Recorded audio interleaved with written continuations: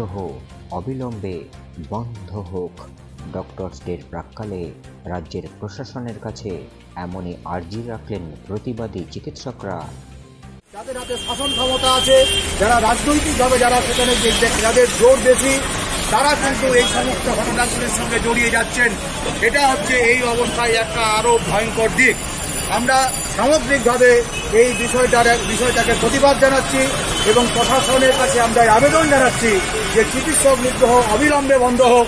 এবং এই সময়ের মধ্যে যে নিগ্রহের ঘটনাগুলি ঘটেছে সেই নিগ্রহের সঙ্গে যারা যুক্ত, তারা যত বড় রাজনৈতিক ব্যক্তিত্ব হোক, যত বড় অন্য রকমের যারা পথ অবলম্বন করুক, তাদেরকে যেন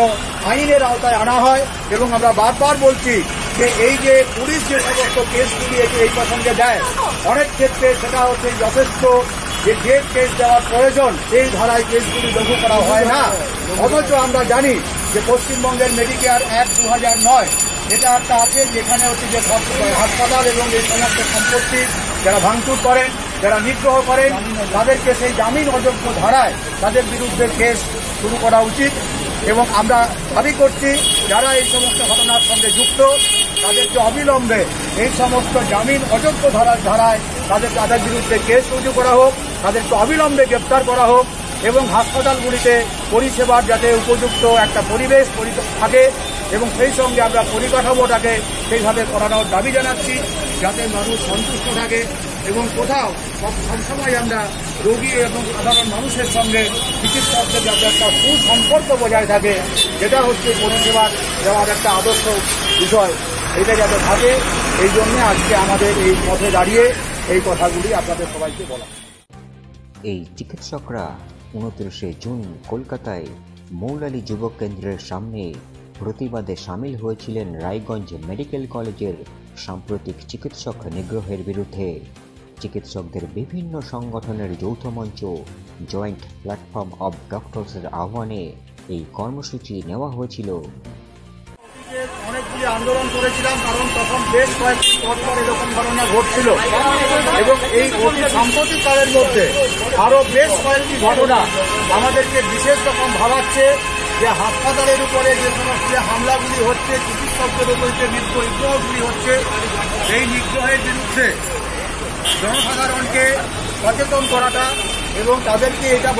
এই বার্তাটা আমাদের দিক দিয়ে পৌঁছে দেওয়ার, যে এটা আমরা বারবার বলেছি যে পশ্চিমবঙ্গের স্বাস্থ্য ব্যবস্থা আজকে যে অবস্থায় আছে, তাতে মানুষ যে চিকিৎসা করতে গিয়ে সেখানে সন্তুষ্ট হয়ে ফিরবে এরকম পরিকাঠামো বলুন, এরকম লোক সংখ্যা বলুন, কোনো কিছু ব্যবস্থা এখানে নেই। এবং সরকার হচ্ছে যে সুস্থভাবে সরকারি স্বাস্থ্য যেটাকে দেওয়ার কথা, সেইটাকে দেওয়ার জন্য সরকারের যে ব্যবস্থা, তার যে নীতি, এটা কখনোই মানুষের জন্য বলে আমরা মনে করছি না। এবং এই অবস্থায় কখনোই সাধারণ মানুষ সুচিকিৎসা যে পেতে গিয়ে তারা পাচ্ছেন না, এর বিরুদ্ধে আমরা আমাদের যে জয়েন্ট প্ল্যাটফর্ম অফ ডক্টরসের অন্তর্গত যে সংগঠনগুলি আছে, ওয়েস্ট বেঙ্গল ডক্টর ফোরাম, এসএসইউ, এই সমস্ত সংগঠনগুলি আমরা একযোগে এই কথাটা বলতে চাই যে আমাদের যে সরকার এখন আছেন, যারা পরিচালনা করছেন স্বাস্থ্য ব্যবস্থাকে, তারা মানুষের জন্য স্বাস্থ্যের বিষয় তার জন্য দায়িত্ব গ্রহণ করুন, বাড়তি দায়িত্ব গ্রহণ করুন, যাতে মানুষ সেখানে পরিষেবা পায়, তারা অসন্তুষ্ট না হয় এবং সেই সঙ্গে যারা পরিষেবা দান করছেন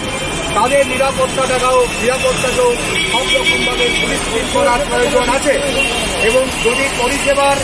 বিষয়ে মানুষের কোথাও কোনো অভিযোগ থাকে, সেই অভিযোগ জানানোর জন্য যে সমস্ত জায়গাগুলি আছে, তারা সেই